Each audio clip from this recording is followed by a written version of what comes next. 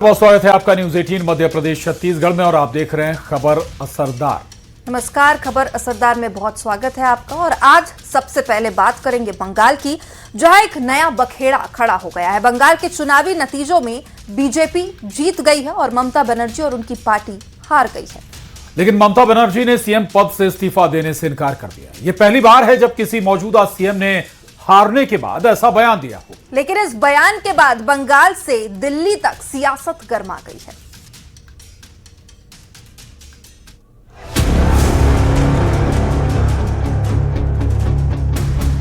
बंगाल में बीजेपी ने कमाल कर दिया। ममता बनर्जी के किले को बीजेपी ने भेद दिया है। सबसे बड़ी बात, ममता बनर्जी खुद भवानीपुर से चुनाव हार गई हैं। पिछले विधानसभा चुनाव में भी ममता बनर्जी को शुभेंदु अधिकारी ने नंदीग्राम में चुनाव हरा दिया था और इस बार फिर पटकनी दे दी।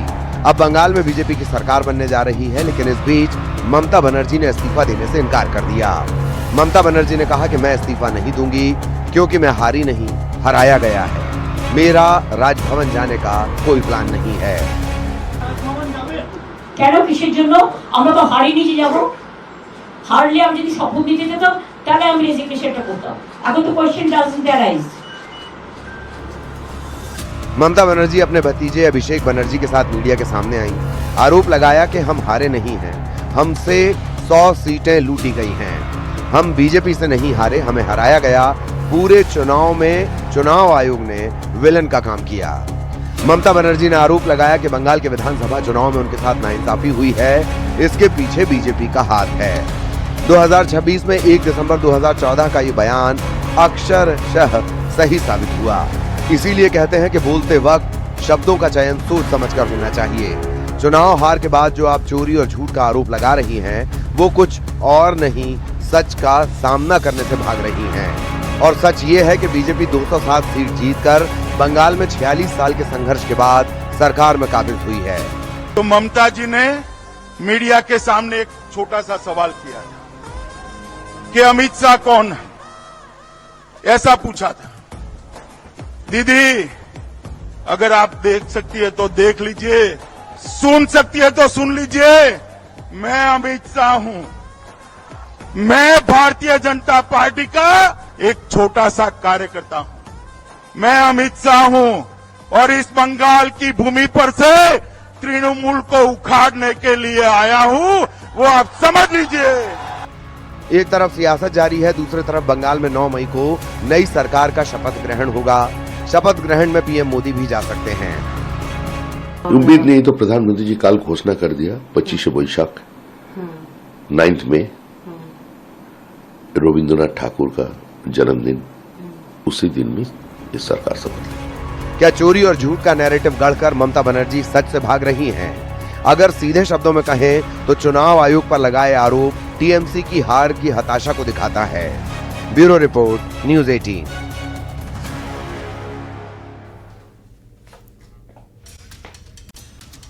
और बंगाल में ममता बनर्जी और टीएमसी का गेम ओवर हो गया है। इससे पहले भी बीजेपी दूसरे राज्यों में कई नेताओं का गेम खत्म कर चुकी है। बिहार में लालू यादव को बैकफुट पर खड़ा कर दिया और उधर महाराष्ट्र में उद्धव ठाकरे समेत शिवसेना को बांट दिया। दिल्ली से आम आदमी पार्टी और केजरीवाल की विदाई भी कर दी।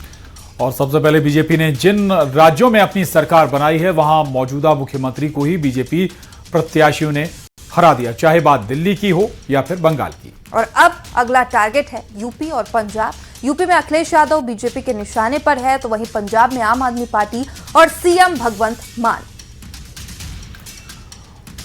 और पश्चिम बंगाल के चुनावी नतीजों से बीजेपी को बूस्टर डोज मिल गई है। एक तरफ पीएम मोदी ने समाजवादी पार्टी और अखिलेश यादव पर सीधा हमला बोला है, तो वहीं बंगाल के दिग्गज नेता शुभेंदु अधिकारी ने कह दिया है कि अगली हार की बारी अखिलेश की है। बंगाल के नतीजे आते ही बीजेपी उत्तर प्रदेश के मिशन 2027 के लिए एक्टिव हो चुकी है और इसके लिए बाकायदा पूरा प्लान भी तैयार है।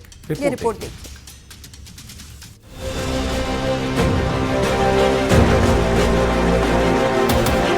पश्चिम बंगाल में बीजेपी की बम्पर जीत के बाद पीएम मोदी ने अपने संबोधन में कहा कि अब यूपी में हैट्रिक की तैयारी है।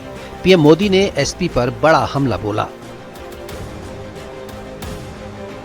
जिस समाजवादी पार्टी ने संसद में महिला आरक्षण को रोका है, उसे भी यूपी की महिलाओं का आक्रोश सहना पड़ेगा। महिला विरोधी समाजवादी पार्टी कुछ भी करके अपने पाप को कभी धुल नहीं पाएगी। बंगाल में बीजेपी के दिग्गज नेता सुवेंदु अधिकारी ने कहा कि ममता की सियासत खत्म हो गई है। आने वाले यूपी चुनाव में अखिलेश यादव की सियासत भी खत्म हो जाएगी। ये खत्म, राहुल गांधी भी खत्म, तेजस्वी यादव भी पहले खत्म हो गया, ममता आज खत्म हो गया और आने वाला यूपी चुनाव में अखिलेश भी खत्म हो जाएगा। प्रयागराज पहुंचे डिप्टी सीएम केशव प्रसाद मौर्य ने राहुल और अखिलेश पर तुष्टीकरण को लेकर बड़ा हमला बोला। जिन लोगों ने आधी आबादी का अपमान किया, उनका अधिकार देने में बाधा डालने का काम किया और जहां शासन में रहे जनता का शोषण किया, उनकी सेवा नहीं किया, तुष्टीकरण किया, जातिवाद किया, परिवारवाद किया, घुसपैठियों का संरक्षण किया, उन सब के लिए यह जो चुनाव है इतना करारा संदेश है कि अब समझ में अगर इनको नहीं आ रहा है तो जनता इनको आगे भी समझाने का काम करेगी। बीजेपी यूपी में पूरी तैयारी से जुटी है। बंगाल में भारी जीत के बाद अब यूपी में मिशन 2027 का पूरा प्लान तैयार है।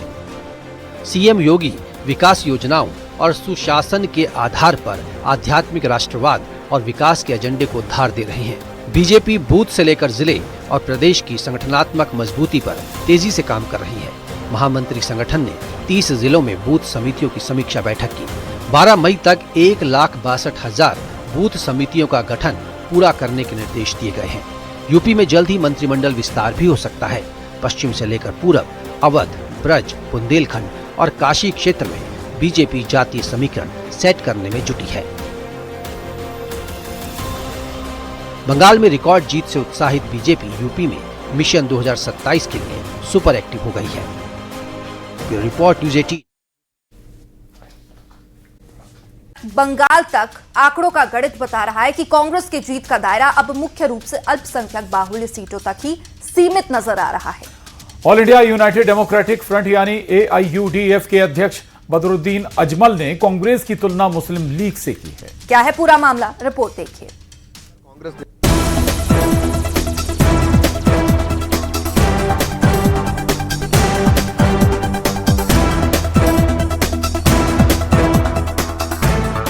5 राज्यों के चुनावी नतीजों के बाद देश का सियासी पारा 7वें आसमान पर है। इंडिया गठबंधन की करारी हार को लेकर कांग्रेस नेता राहुल गांधी ने सीधे चुनाव आयोग पर वोटों की चोरी का आरोप मढ़ दिया है। लेकिन इन आरोपों के शोर के बीच चुनावी आंकड़े कांग्रेस के लिए एक नई चिंता की तरफ इशारा कर रहे हैं। पश्चिम बंगाल और असम के जो नतीजे सामने आए हैं उन्हें देखकर राजनीतिक गलियारों में सवाल उठने लगा है कि क्या कांग्रेस अब केवल मुस्लिम वर्ग की पार्टी बनकर रह गई है। ये सवाल चुनाव के नतीजों के बाद उठ रहे हैं। असम से लेकर बंगाल तक आंकड़ों का गणित बता रहा है कि कांग्रेस की जीत का दायरा अब मुख्य रूप से अल्पसंख्यक बाहुल्य सीटों तक ही सीमित नजर आ रहा है। All India United democratic front यानी AIUDF के अध्यक्ष बदरुद्दीन अजमल ने कांग्रेस की तुलना मुस्लिम लीग से की है। सबसे ज्यादा चर्चा अब असम के विधानसभा चुनाव के नतीजों को लेकर हो रही है।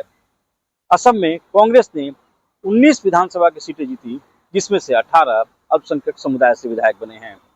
इसे लेकर अब एक तरह से चस्पा भी किया जा रहा है कांग्रेस के ऊपर कि कांग्रेस एक खास समुदाय की पार्टी बनकर रह गई है।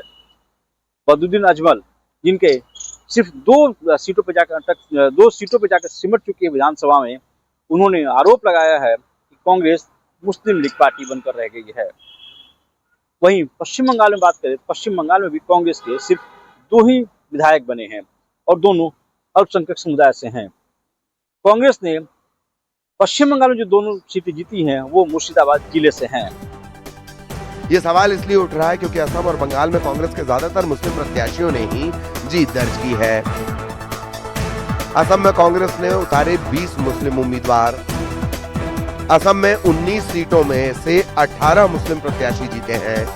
बंगाल में टीएमसी से ज्यादा कांग्रेस के मुस्लिम उम्मीदवार, टीएमसी ने 47, कांग्रेस ने 63 मुस्लिम उम्मीदवार उतारे। पश्चिम बंगाल में कांग्रेस को 2 सीटों पर जीत मिली है। दोनों सीटों पर मुस्लिम उम्मीदवारों को ही जीत मिली है।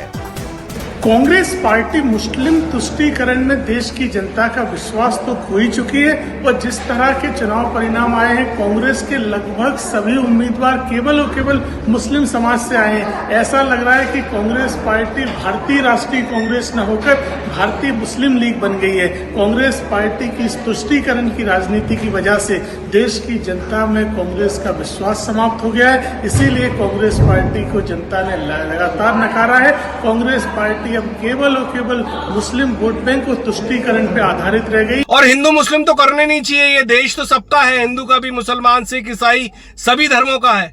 तो ये सब बातों का कोई तात्पर्य नहीं है कि कौन तुष्टीकरण कर रहा है, कौन वोट चुरा रहा है और कौन चुनाव चुरा रहा है, इसकी बात होनी चाहिए। इन आंकड़ों के बाद सवाल उठ रहा है कि क्या कांग्रेस का बड़ा वोट बैंक उससे छिटकता जा रहा है? क्या राहुल गांधी के आरोपों के पीछे गिरते जनाधार की कोई बड़ी हकीकत छिपी है? कांग्रेस की अल्पसंख्यक राजनीति अब कई राज्यों में कांग्रेस के लिए मुश्किलें पैदा कर रही है। Bureau report, news 18।